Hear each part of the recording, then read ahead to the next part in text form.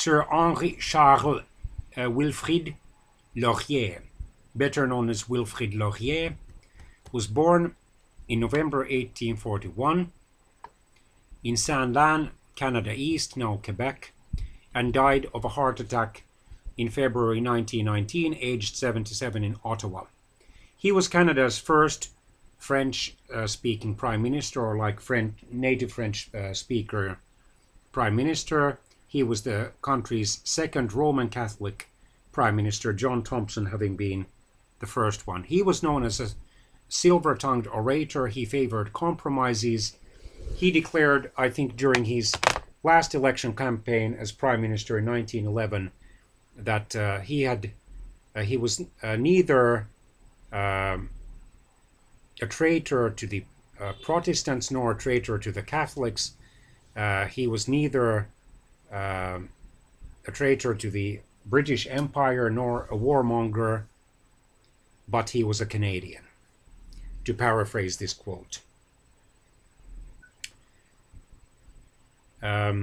He's tied with Sir John A. Macdonald for the most consecutive federal elections won, 4, and his 15-year tenure remains the longest unbroken term of office among the prime ministers. He also served uninterruptedly almost 45 years in the House of Commons from 1874 to 1919, and that is still a record for that house. And at 31 years and 8 months, he was the longest-serving leader of a major Canadian political party. Along with the later Prime Minister Mackenzie King, also a fellow Liberal leader, he holds the distinction of serving as Prime Minister during the reigns of 3 Canadian monarchs. And finally, he's the 4th longest-serving Prime Minister of Canada, behind King, Macdonald and Pierre Trudeau. His portrait has been displayed on the Canadian $5 bill since 1972. He was the second child of Carolu Laurier and Marcel Martineau. He was among the 7th generation of his family in Canada and a 6th generation Canadian. He grew up in a family where politics was a staple of talk and debate. His father was educated and liberal, small l, liberal, and enjoyed a certain degree of prestige about town. In addition to being a farmer and surveyor, he occupied such popular positions as mayor, justice of the peace, militia lieutenant, and school board member. The young Laurier attended the Collège de l'Assomption and graduated in law from McGill University in 1864. He was elected to the Legislative Assembly of Quebec in 1871, but resigned in January 1874 to enter federal politics. And he indeed was first elected to the House of Commons of Canada in 1874. Chosen as the leader of the Canadian Federal Liberal Party in 1887, he gradually built up his party's strength through his personal following in Quebec and elsewhere in Canada. He showed his talent for political compromises in the Manitoba schools question.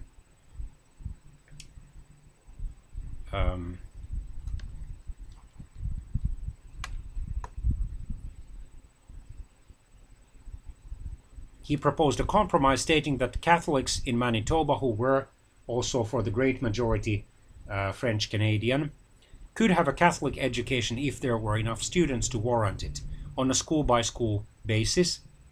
This was seen by many as the best possible solution in the circumstances, making both the French and English equally satisfied. Laurier called his effort to lessen the tinder in this issue voies ensoleillées, or sunny ways.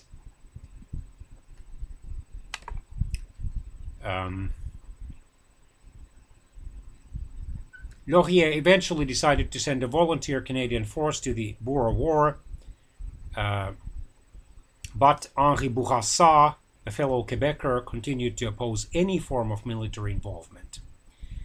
He visited Britain in 1902, taking part in the 1912 Colonial Conference and King Edward VII's official coronation or crowning.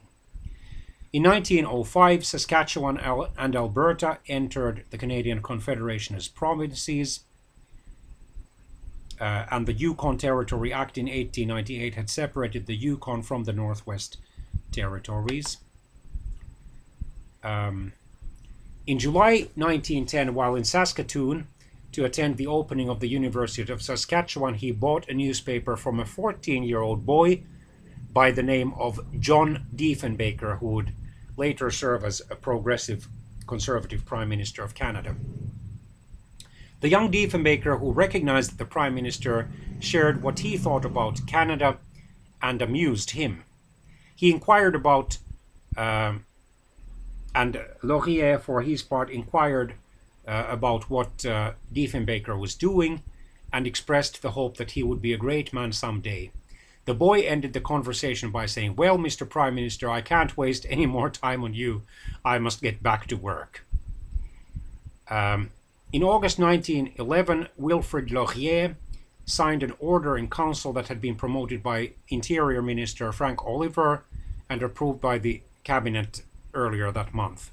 The order was intended to keep African American refugees from southern United States.